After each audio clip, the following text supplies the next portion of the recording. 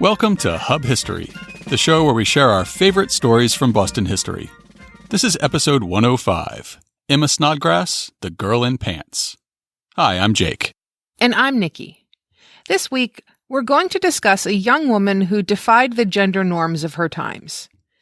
In the early 1850s, Emma Snodgrass was arrested multiple times in Boston for appearing in public unchaperoned and dressed as a man. Was she a troublemaker looking for thrills? Was she earnestly trying to pass as a man in order to find work and independence in a society with very limited opportunities for women? Or was she a trans person in an era that didn't yet have the words to describe that concept? Unfortunately, the historic record leaves us with more questions than answers. But before we talk about the girl in pants, it's time to take a look at this week's featured historic site and upcoming event. Our featured historic site this week is one of once and possibly future grandeur. If you've ever taken the 70 bus from Central Square toward Watertown, you know it can take quite a while to make it down Western Ave in Allston during rush hour. If you sit on the right-hand side of the bus and let your eyes wander, you may notice a nondescript, low, rambling structure clad in dark brown shingles standing at the corner of Western Ave and Soldiers Field Road. With peeling paint and boarded-up windows, it doesn't look like much today, but at the turn of the 20th century, this was the headquarters building of the Charles River Speedway. Along with Reedville Trotting Park in Hyde Park, Beacon Park in Brighton, Prowse Farm in Canton, Franklin Trotting Park in Chelsea, and Mystic Park in Medford, the Charles River Speedway was a star in the constellation of racetracks that made the Boston area more truly the hub of the sulky than of the universe, as an 1896 New York Times article said. So what is a sulky, and what was a trotting park? Trotting refers to the sport of harness racing, in which specially bred and trained horses pull small two-wheeled carts known as sulkies. They have to race 1 mile at specified gaits, either a trot or a pace, and if they break into a gallop, the driver's penalized. From the mid-19th century until stock car racing became popular in the 1930s, trotting was a wildly popular spectator sport in the Boston area. Harness races regularly drew as many fans as Red Sox games in the early decades of the 20th century. The sport's popularity was due in part, like stock car racing today, to the fact that driving is something that fans did every day, so they could imagine themselves one day taking the laurels and the $10,000 purses of a harness racing winner. It was, of course, also due in part to the rampant illegal gambling that went hand in hand with any form of horse racing. The Charles River Speedway was built in 1899, and that rambling brown building at the corner of Western Ave and Soldiers Field Road was built as its operational headquarters. The original building included office space, housing for the staff, storage, and stables. That original structure was slowly added onto over the next 2.5 decades, leading to the building's eclectic look today. First, a larger 2-story stable was added. Then, a whole series of storage sheds and stables were built around the headquarters. In 1923, the buildings were all connected together into a single compound, and in 1924, the first stable was converted into a Metropolitan District Commission police station. When the popularity of harness racing waned in the mid-20th century, the track was closed. In the 1950s, it was bulldozed in order to widen Soldiers Field Road. The park headquarters was used over the years by the MDC and later the DCR as office space, storage, and as a garage for construction equipment. By the early 2000s, it was mostly abandoned, and in 2015, it was badly damaged by a fire. Today, however, there is a plan to revitalize what remains of the Speedway. The DCR has engaged a private developer to stabilize and restore the Speedway headquarters complex. The plan calls, perhaps a little over-optimistically, for construction to begin next spring and be complete by the spring of 2020. It envisions a revitalized space full of restaurants and retail shops, makerspaces, and nonprofit offices. As of this writing, it's hard to tell if this vision will become reality, and if so, when. But time may be running out to see the remains of this 20th century sporting palace in its original, unrestored state. Knowing its history, it's interesting to walk the perimeter of the complex. Even with boarded windows, the building stands as a testament to the importance and popularity of the sport of harness racing in its time. You only need a few minutes to explore the public-facing sides of the headquarters. Just take the 70 bus to the corner of Western Ave and Soldiers Field Road. And for our upcoming event this week, we have an author talk at the BPL that we think our listeners will like. Whenever we release an episode about organized crime in Boston, our numbers get a little bit of a bump. Whether we're talking about the Tong Wars that shook Chinatown at the dawn of the 20th century, or the Great Brinks robbery in the North End, or the assassination of the Jewish mobster Charles Solomon, a lot of you seem to love stories about organized crime. If you'd like to hear about mobsters and malls, put Emily Sweeney's book talk at the main branch of the BPL in Copley Square on your calendar. She'll be speaking on November 14th about her book, Gangland Boston, a tour through the deadly streets of organized crime. Here's how the event page describes it. While lurking in local restaurants or just around the corner inside that inconspicuous building, countless criminals have quietly and not so quietly made their mark on Boston. Drawing upon years of research and an extensive collection of rare photographs, Emily Sweeney sheds light on how gang violence unfolded during Prohibition, how the Italian Mafia rose to power, and how the Guston Gang came to be. She also uncovers little-known facts about well-known crime figures. The event starts at 6 p.m. on Wednesday, November 14th in the Commonwealth Salon at the Copley Square Library. It's open to the public at no charge. Now, it's time for this week's main topic. In the mid-1850s, a new party animal made a brief splash in Boston's nightclub scene.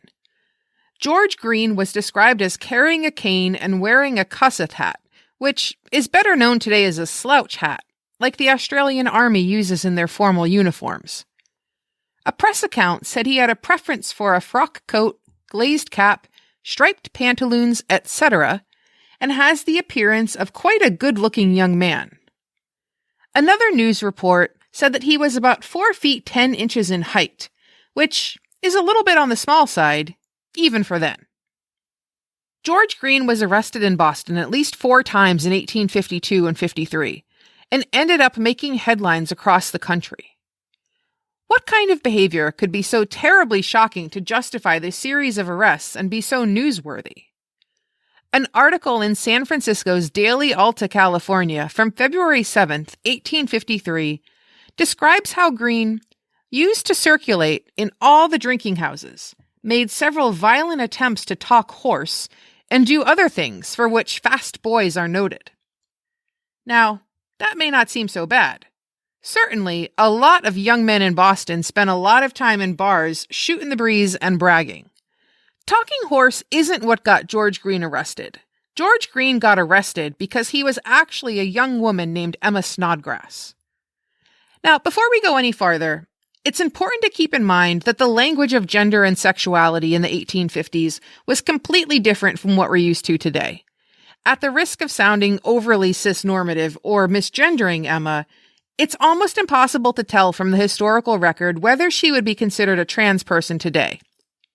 What we know about her life is pieced together from a series of brief newspaper stories starting in late fall of 1852 and running through the summer of 1853.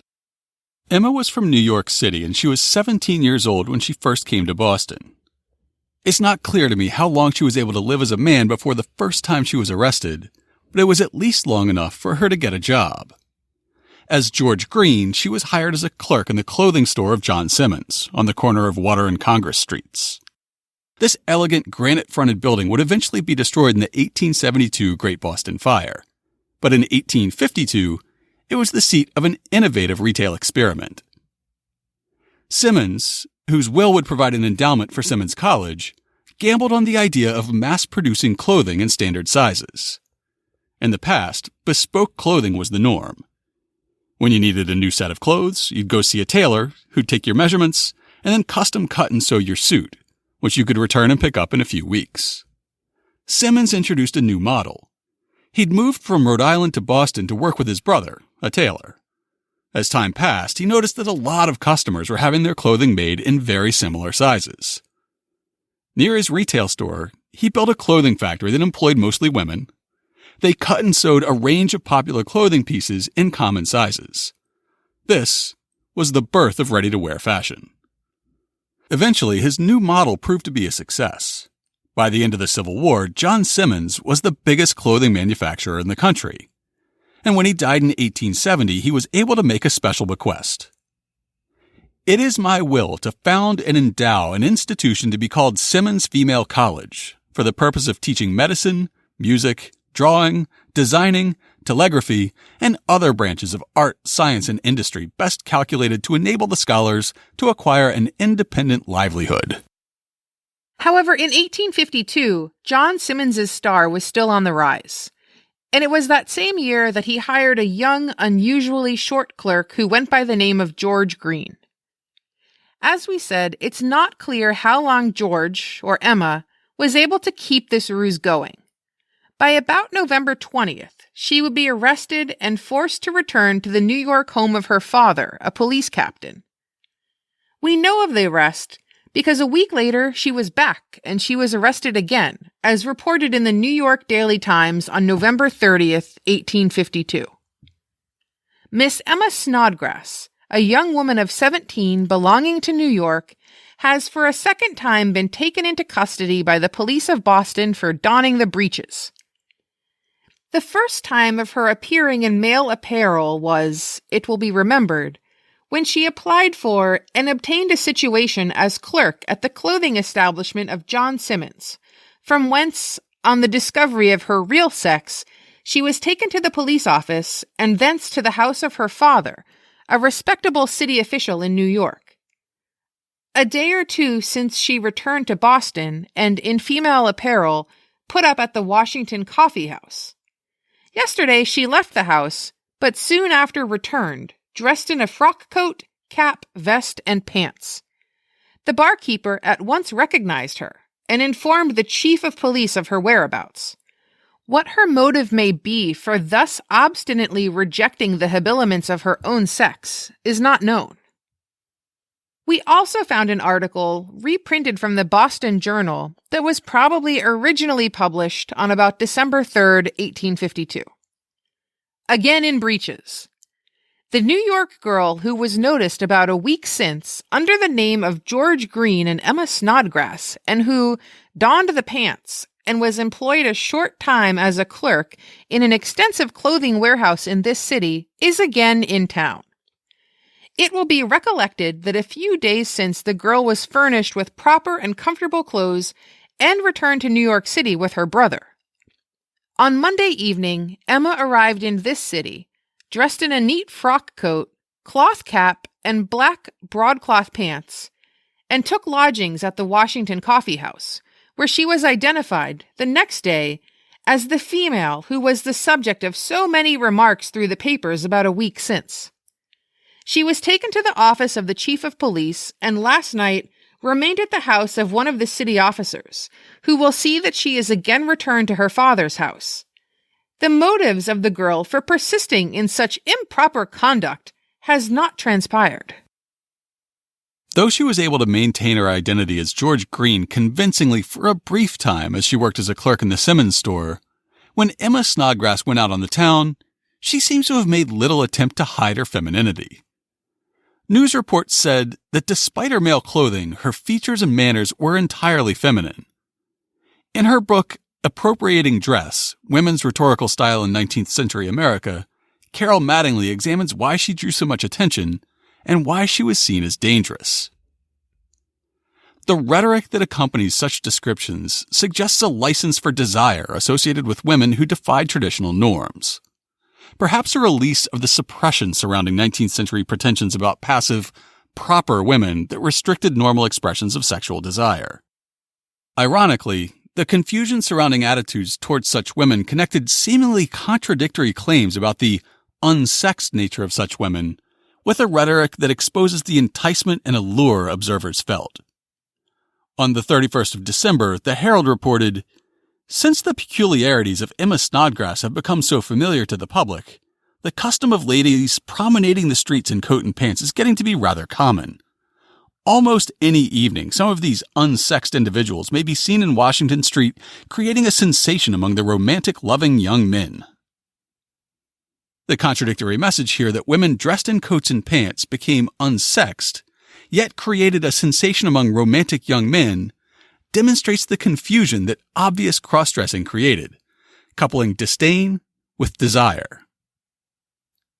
The confusion of her male dress aside, the mere existence of an unchaperoned woman in an all-male space was so scandalous as to be nearly unheard of in Boston.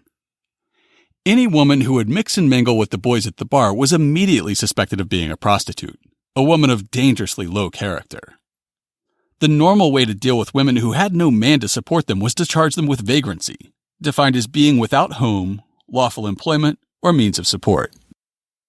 On December 29, 1852, the Boston Times alerted readers to Emma's latest arrest and speculated whether the charges against her would be simple vagrancy or something more serious. She will be arraigned in the police court today at 10 a.m., when we shall see under what form of complaint she is to be victimized. It must be something else than the mere fact of her wearing breeches. What is it? Common loafer? Suspicious person? Vagrant? Or has she been doing some other naughty thing? Later that same day, the Boston Transcript carried an article about her latest arrest in Boston and her triumph over the charges brought against her. The Girl in Pants. Emma Snodgrass, who has been so notorious of late in visiting different parts of New England, was arrested last evening in this city by Police Officer Oliver, and was this morning arraigned in the police court on a charge of vagrancy, the examination of which, however, resulted in her complete triumph and her consequent discharge from custody. It is understood that she is the daughter of a New York official.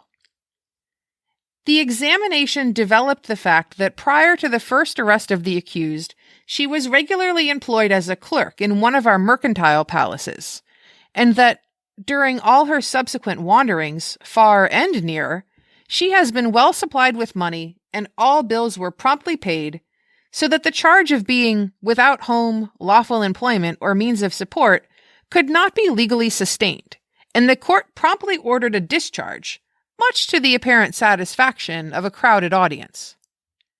His Honor afterwards had an interview with Emma in the judge's private room, and gave her some most fatherly and wholesome advice touching her recent eccentricities, which she received with becoming grace, and promised a reformation. It is expected that she will at once return to her home in New York. She was today dressed in her usual male attire, which is really little or no disguise, her form being so light and fragile, and her features and manners so entirely feminine. The timeline gets confusing because so many of the news articles mention both Emma's current arrest as well as earlier incidents. If we've put it together correctly, she was arrested twice in November and once in December of 1852. Apparently, her legal victory, along with the approving reception she got from onlookers in court, made Emma bolder. In January, she was back in Boston for what we believe was the last time. This time, she didn't come alone. She was accompanied by a companion named Harriet French, who was also dressed in men's clothing, as reported in the Daily Journal of Evansdale, Indiana, on January 10, 1853. Emma Snodgrass was again arrested in Boston on Friday, together with a companion whose name finally resolves itself into Harriet French, after having passed through a variety of romantic male sobriquets. Harriet was arrayed in a man's rig. She sported a Kossuth hat, shiny gaiters, model cane, black pants, coat, and all that. An article in the Daily Dispatch of Richmond, Virginia notes that Emma received her usual punishment of being packed up and sent back to her father in New York.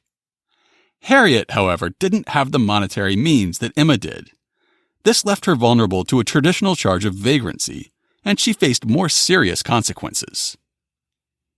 A short time previous to her leaving Boston, a young girl named Harriet French, who had likewise assumed coat and pantaloons, was found in company with Emma, arrested, taken before a magistrate, and sentenced to imprisonment for 2 months.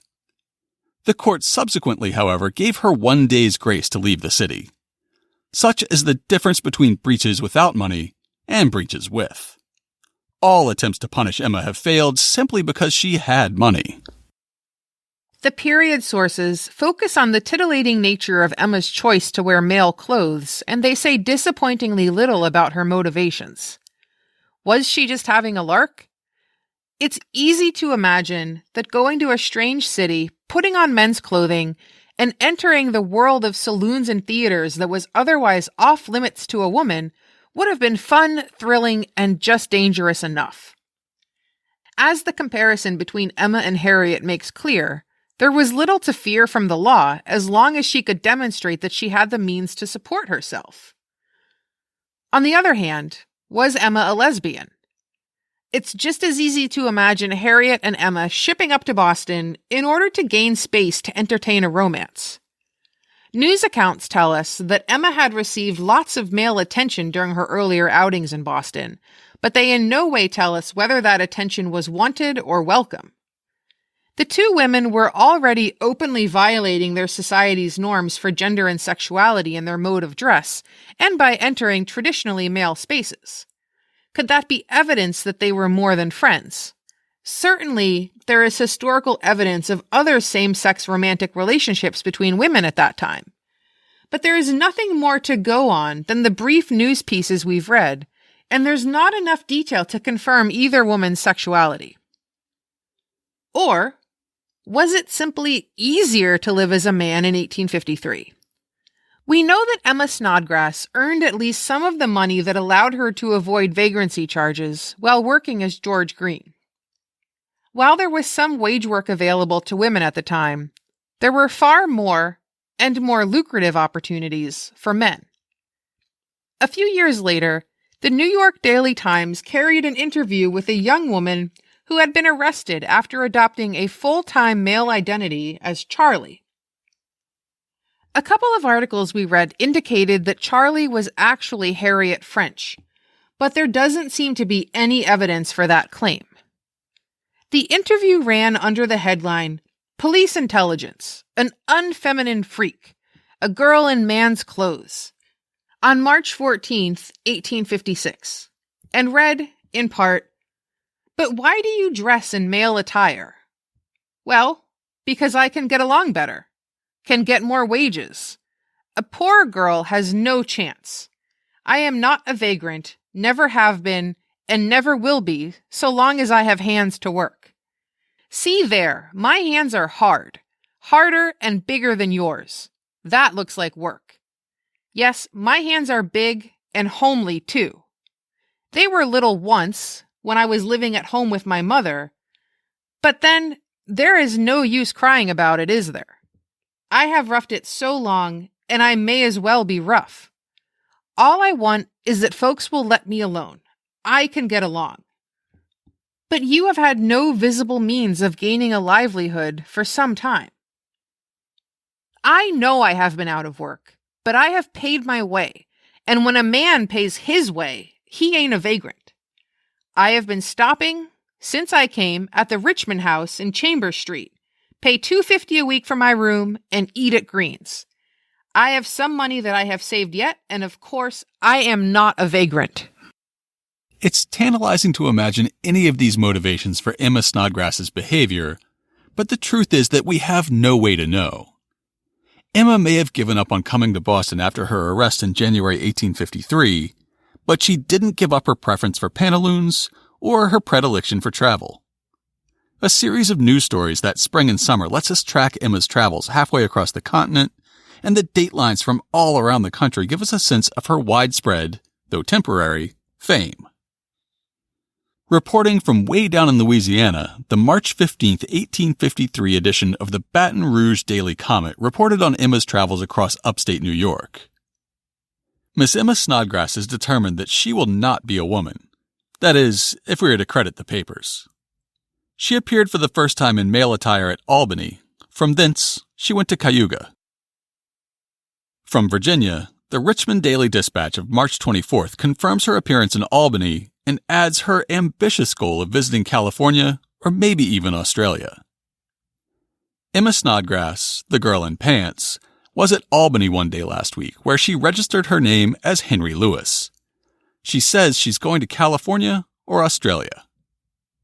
The Southerner of Tarboro and Edgecombe County, North Carolina, ran a piece on April 30th lumping Emma Snodgrass, who had a preference with traditional male clothing, in with women who were beginning to experiment with bloomers, loose pants worn under a knee-length dress that were popularized by suffragists like Lucy Stone. Bloomerism. Emma Snodgrass, the lady of newspaper notoriety, the wanderer in men's apparel, who sometime since created a great deal of talk in Boston and was finally brought before the police magistrate of that city, arrived at Albany on Thursday. She has had an unconquerable desire for roaming. Emma, being asked if she preferred the male garb to that of her own sex as an apparel, answered to the satisfaction of the most ultra bloomer. She left in the afternoon cars on her way to Chicago, St. Louis, etc. Ultimately, she says, either California or Australia will be her destination. On May 28, 1853, the Washington, D.C. Daily Evening Star reported, Emma Snodgrass, the young lady in pants, appeared in Buffalo on Sunday last, habited in a very becoming and genteel attire. She's about 4 feet 10 inches in height. So she had made it from New York City to Albany to Cayuga, which is right outside Syracuse, to Buffalo. The next report, coming in on June 10th from the Davenport, Iowa Democratic Banner, records that she had made it as far west as Ohio. Miss Emma Snodgrass, the young lady who was so fond of wearing pantaloons and other articles of male attire, was arrested in Cleveland last week. So the newspapers had tracked Emma's progress across New York, past the Great Lakes, clipping the corner of Pennsylvania, and down into Ohio, where she was arrested. What should we make of a story in the Times and People's Press of Fort Wayne, Indiana, which reported on April 27th that Emma Snodgrass, the girl in pantaloons who disturbed the equanimity of the sleepy magistracy in the eastern cities not long since, was last seen at Louisville on her way to California. She wears a frock coat, glazed cap, striped pantaloons, etc., and has the appearance of quite a good-looking young man. She is a practical woman's rights girl. It's hard to be certain, but this appears to be the first of a handful of hoax stories about Emma. Her exploits became so popular that newspapers in small cities would run stories saying that Emma Snodgrass had turned up in town, whether she had ever been there or not. After Cleveland, the trail goes cold. What happened to Emma Snodgrass in the end? Given the rate of violence against trans people in our modern world, it's easy to imagine a dark fate for a young person who defied gender norms who was traversing the country on their own.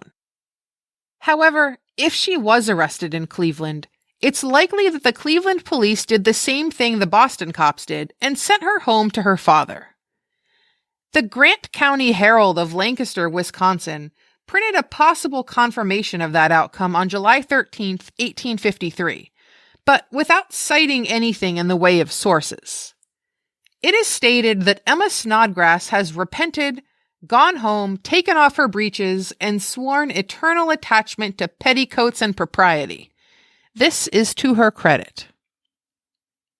I prefer to imagine that she talked a little horse to get free of the authorities in Cleveland, made it to California at the height of the gold rush, hitched up her breeches, and boarded a sleek clipper ship bound for Australia. Before we leave you, please keep in mind how often Emma Snodgrass and Harriet French were subject to harassment, arrest, or both. We don't know if they identified in a way that we would call transgender today, but we do know that transgender people face harassment and discrimination today. Trans people's rights are on the ballot in Massachusetts this week. When you vote, please consider voting yes on question 3 to protect their vital civil rights and give them the same protections that we all enjoy. To learn more about Emma Snodgrass, check out this week's show notes at hubhistory.com/105. We'll have links to all the newspaper stories we quoted from in the episode. We'll also have a photograph that's purportedly of Emma Snodgrass, as well as a link to the book Appropriating Dress, Women's Rhetorical Style in 19th Century America by Carol Mattingly, which discusses Emma Snodgrass and other women who didn't conform to the norms of fashion and gender in their era. And of course, we'll have links to information about this week's featured historic site and upcoming event. If you want to get in touch with us, you can email us at podcast@hubhistory.com. You can call and leave a voicemail at 617-383-9255, and we might play it on the show. We're Hub History on Twitter, Facebook, and Instagram. Or you can go to hubhistory.com and click on the Contact Us link. While you're on the site, hit the subscribe link and be sure that you never miss an episode. If you subscribe on Apple Podcasts, please think about writing us a brief review. It's still the best way to help others discover the show. That's all for now. We'll be back next time to talk about Mildred McAfee's journey from Wellesley to the waves.